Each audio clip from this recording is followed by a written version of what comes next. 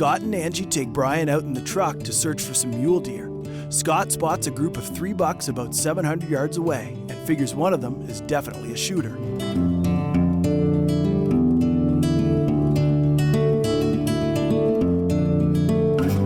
We saw 2 groups of 3 bucks, 2 separate groups, and about 700 yards away as close as we could figure.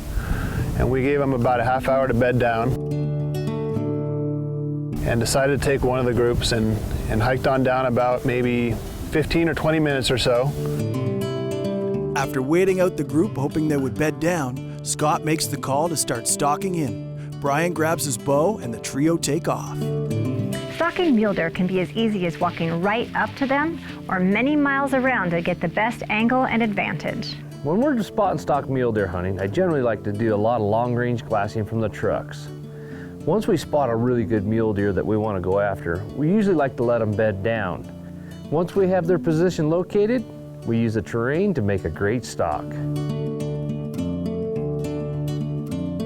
Hiked on down about maybe 15 or 20 minutes or so, down into a gully and then back up the hill again. And we were awful quiet. The wind and the sun and it was all in our favor, and we crept up and crept around, and we could not locate them. And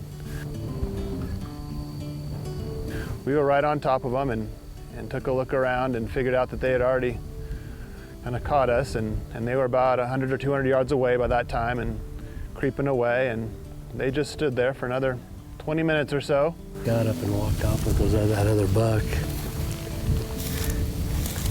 They were moving up as we were coming around. Yeah, I seen him. I was hoping this one was still here. Yeah, let's go see if those other ones are home.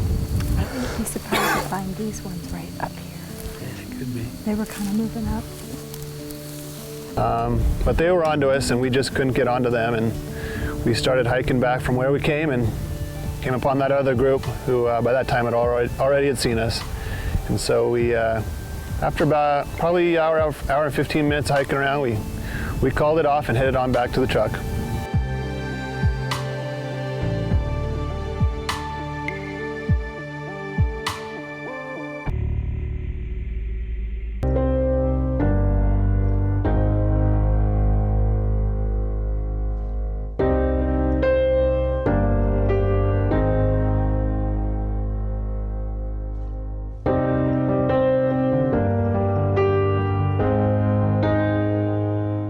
Even when the wind is in your favor and you're extra quiet, sometimes the muleys can catch you trying to stalk up on them, and before you even know it, they're gone.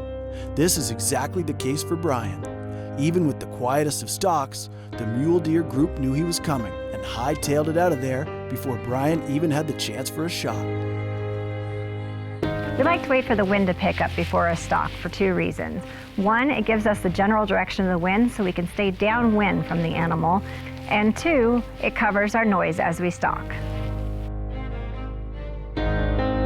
Sometimes it just doesn't work out and you've got to regroup and try again. Even though Brian's first stalk didn't pan out, there's plenty of mule deer around. He'll just have to find another.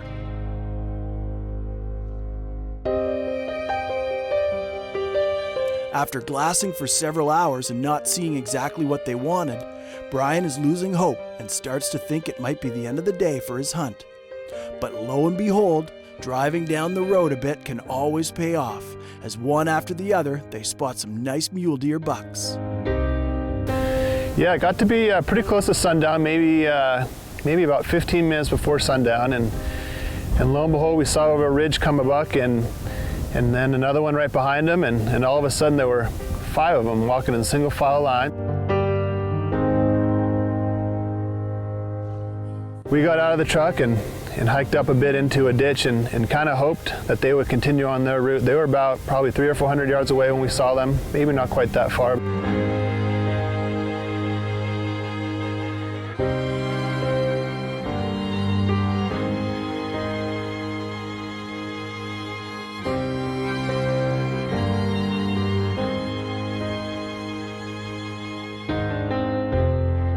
Once they determine that the bucks are going to cross the road, Brian hops out and stalks toward them about 100 yards, hiding in the ditch out of sight. They kept coming towards us, and they got into about maybe 60 or so, and the one in front decided to turn towards us even more a little bit and come down the other side of the ditch, and second one in line followed suit, and I think got about maybe 55, just over yards or so, took a shot at him.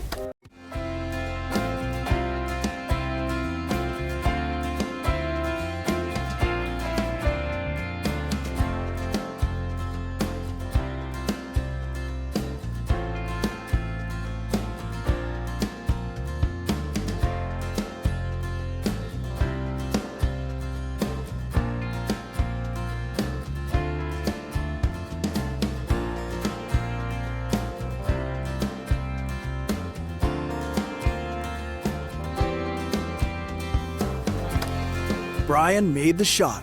Time to track the buck, take some pictures, and get to work on harvesting the meat.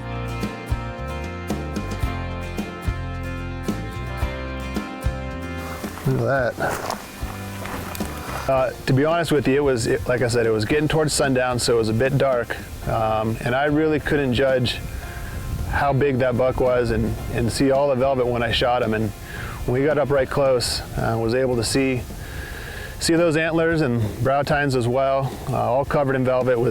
It was quite amazing, much more than I ever expected. Thanks to everyone here. It really was a great time. Certainly would recommend it to all my friends, and I know I'll be back for another hunt. My name is Brian Carlson, and I live the life.